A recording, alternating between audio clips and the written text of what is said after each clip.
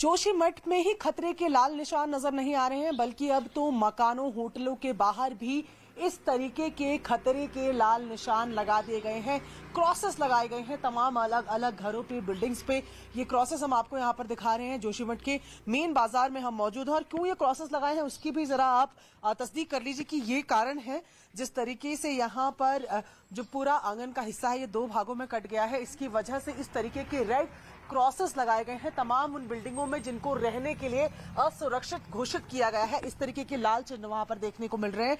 ये तमाम जो इलाके हैं यहाँ पर होटल्स हैं जिनमें फिलहाल हम आपको ये निशान दिखा रहे हैं। इसके अलावा यहाँ रेसिडेंस भी। अब ये हालत जरा देखिए कि किस वजह से इनको असुरक्षित घोषित किया गया है, यहाँ रहने के लिए मनाही की गई है। ये आप बिल्कुल एक सीढ़ी का यहाँ पर हाल दिख रहे हैं। और इसी तरीके से जब हम ऊपर की तरफ बढ़ते हैं तो यहाँ आप देखें कि कितना गैप आ गया है। ये गैप इतना ज्यादा है कि इसके पीछे तक दिख रहा है। मतलब मैं यहां से ये पूरा गैप दिख रहा है कि इसके बीच तक पूरा आ गई। ये दीवार यहां से यहां तक पहुंच गई है और ये कारण है कि इस इलाके को, इस जगह को अनसेफ घोषित किया गया है रहने के लिए, रेजिडेंट्स के लिए। तस्वीर हर जगह जोशीमठ की देख रहे हैं।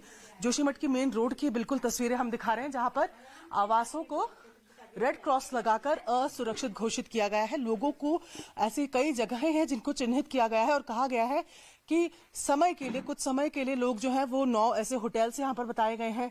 कुछ प्राइमरी स्कूल हैं, गुरुद्वारे हैं, कुछ कम्युनिटी सेंटर्स है, वहां पर शिफ्ट करने की बात की गई है क्योंकि इन हालातों में इन जगहों पर रहना असुरक्षित माना गया है। तो उत्तराखंड के जोशीमठ में हर ओर सिर्फ बर्बादी नजर आ रही है। उत्तराखंड सरकार की ओर से इस संबंध में 8 सदस्यों की एक समिति भी गठित कर दी गई थी। उस समिति ने अपनी रिपोर्ट दे दी है। समिति की रिपोर्ट में क्या कुछ है ये आपको बताते हैं। बिल्कुल, कमेटी में प्रभावित लोगों को तुरंत सुरक्षित जगहों पर पहुंचाने के लिए कहा गया है और इस रिपोर्ट में क्षतिग्रस्त इमारतों को गिराकर मलबा हटाए जाने की भी बात कही गई है। इतना ही नहीं, सर्वे में मनोहर बाग और सिंगदार इलाके में ज्यादा नुकसान पाने की भी बात सामने आई। रविग्राम, गांधीनगर, एनटीपीसी और एनटी नाला समेत कुछ जगहों पर ज्यादा दरारें नहीं आई। इलाके में मिट्टी की जांच कराई जानी चाहिए, ये भी इस रिपोर्ट में कहा गया है।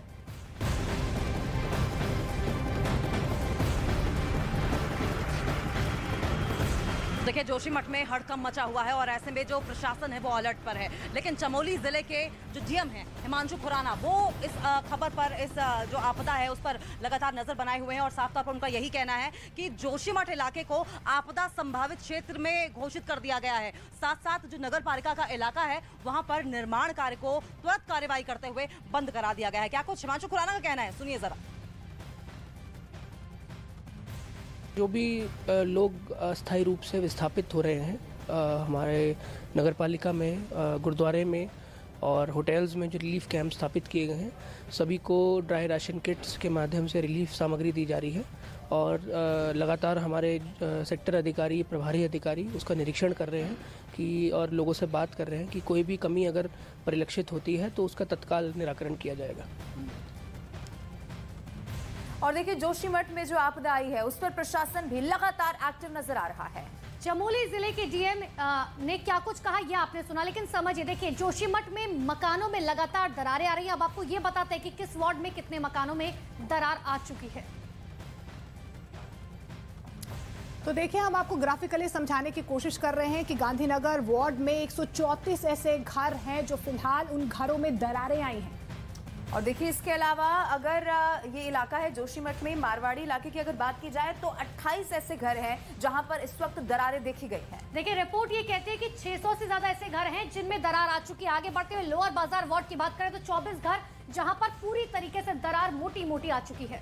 बिल्कुल यही हालात अपर बाजार वार्ड के भी हैं। यहाँ पर 31 ऐसे घर हैं जहां पर मकानों में दरारें हैं, लोग लगातार प्रभावित हुए हैं। और देखिए, इसके अलावा सिंगधार भी वो जगह जहां पर 56 घर प्रभावित है। कई सारी जगह ऐसी भी है जहां से अब लोग पलायन करने को मजबूर हैं। तो मकानों में दरार आने के साथ साथ पानी भी लगातार निकल रहा है। मनोहर बाग की बात करें, 80 घर ऐसे हैं जो फिलहाल इस दरार की मार झेल रही हैं।